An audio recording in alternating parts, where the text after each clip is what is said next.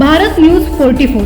बैठी जीवनशैली, दीर्घकाळ लॅपटॉप किंवा कॉम्प्युटरवर सुरू असलेले काम, चुकीची शारीरिक स्थिती आणि वाढता स्क्रीन टाइम यामुळे मणक्याशी संबंधित समस्या झपाट्याने वाढत आहेत. हे लक्षात घेता खारघरच्या मेडिकवर हॉस्पिटलमध्ये नुकतेच कॉम्प्रिहेन्सिव्ह स्पाइन क्लिनिक सुरू करण्यात आले आहे. पाठदुखी, स्लीप डिस्क, मानेचे दुखणे, शारीरिक स्थिती संबंधित विकार आणि हालचालींमध्ये अडथळे येणाऱ्या रुग्णांसाठी तज्ज्ञांकडून तपासणी, प्रगत निदान आणि वैयक्तिक उपचार योजना आखणे हे या क्लिनिकचे मुख्य उद्दिष्ट आहे.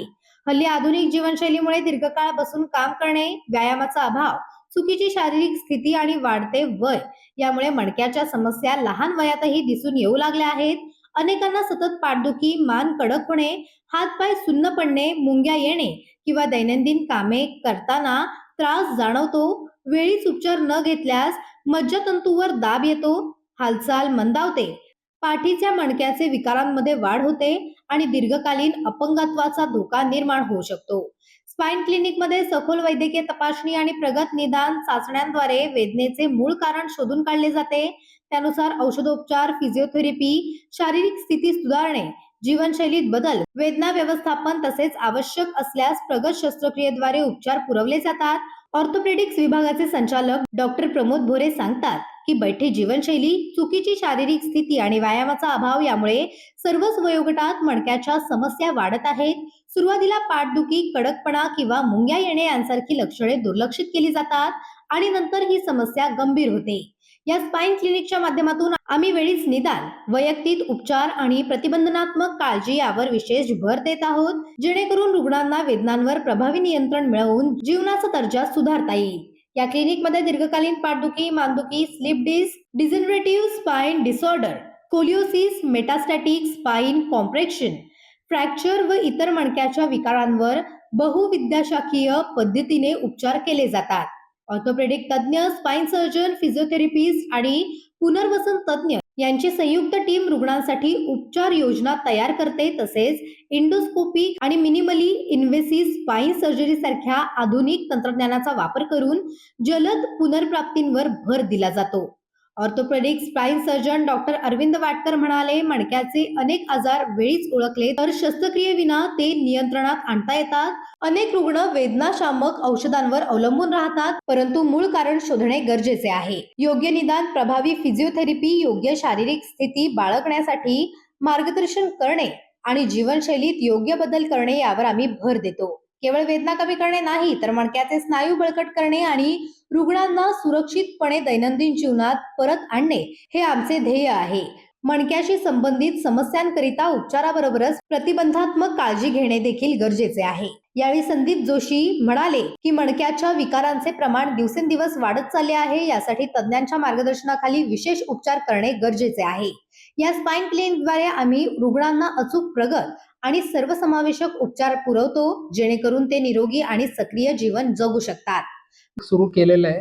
त्याची मुख्य संकल्पना हीच आहे की आपल्या पेशंट्सला एक होलिस्टिक, म्हणजे ज्या स्पेशलिस्ट आहेत सगळे, जसे की फिजिओथेरपिस्ट झाले, ऑर्थोपेडिक सर्जन झाले, स्पाइन सर्जन झाले आणि न्यूरो सर्जन झाले आणि न्यूरोलॉजिस्ट झाले, या सगळ्यांचं एक निगडीत आणि सगळ्यांनी आपलं आपलं स्पेशलायझेशनचा जो काही नॉलेज आहे ते देऊन पेशंटला एक चांगलं ट्रीटमेंट द्यावं, हाच याची एक संकल्पना.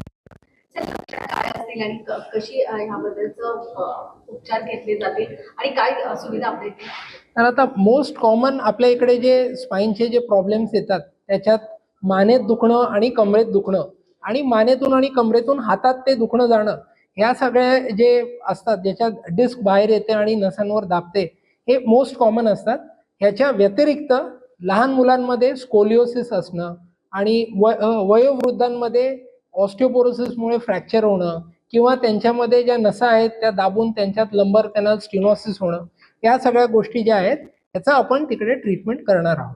यापूर्वी जी बॅकबोनची आपल्याकडे उपचार पद्धत होती, त्याच्यात आधुनिक टीमवर्कच्या माध्यमातून कशा प्रकारचा बदल आपल्याला आता ट्रीटमेंटमध्ये खूप ॲडव्हान्स ट्रीटमेंट आलेले आहेत.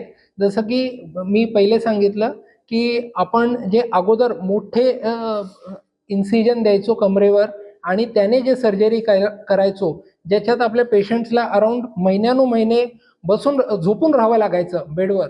आता ते न करता आता आपण मिनिमली इन्व्हेसिव्ह स्पाइन सर्जरी करतो, ज्याच्यात आपण छोटे छोटे चिरे मारतो आणि एक्सरे आणि दुर्बिणीच्या सहारे आपण त्या नसा आहेत त्या मोकळ्या करतो आणि तिकडे स्क्रू टाकून ते फिक्स करतो, ज्याच्यामुळे आपण पुढच्या दिवशीच पेशंटला मोबिलाइज करू शकतो, चालवू शकतो आणि ते एका आठवड्यात किंवा 1.5 आठवड्यात आपल्या कामाला रुजू होऊ शकतात. सर, मणक्यांच्या आजारापासून काळजी घेण्यासाठी काय केलं पाहिजे?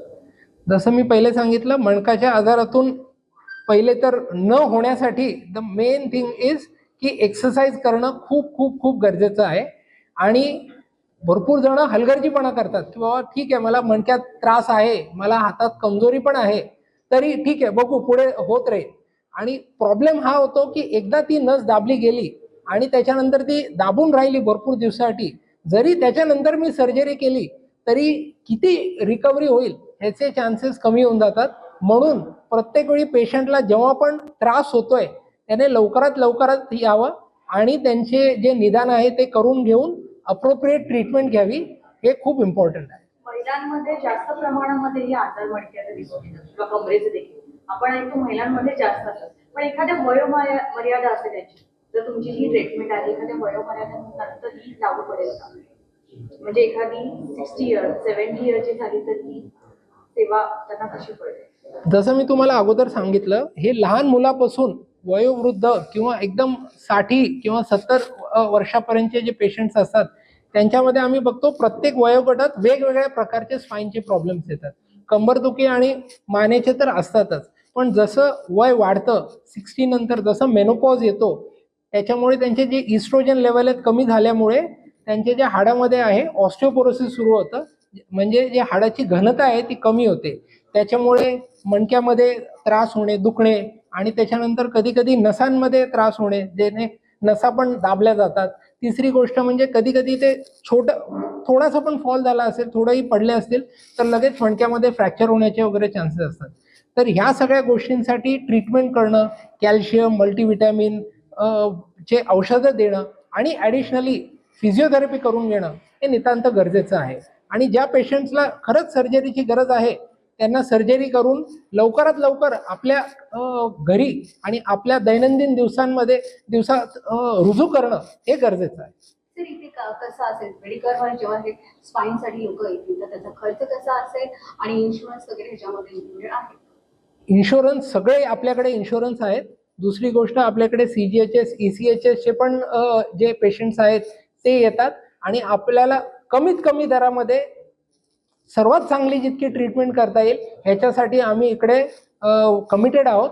आणि नक्की हा जो 7-8 वर्षाचा आमचा एक्सपिरियन्स आहे स्पाईन सर्जरीचा आणि त्याच्यानंतर डॉक्टर भोर यांचा 30 वर्षाचा जो एक्सपिरियन्स आहे, हा नक्की ह्याच्यात भरपूर बेनिफिशियल राहील आणि will be able to give the best of the treatment in Navi Mumbai at Medicover hospital for spine related problems. Bharat news 44 साठी भूषण साळुंखे, पनवेल. अशाच नवनवीन अपडेटसाठी बघत रहा भारत न्यूज 44.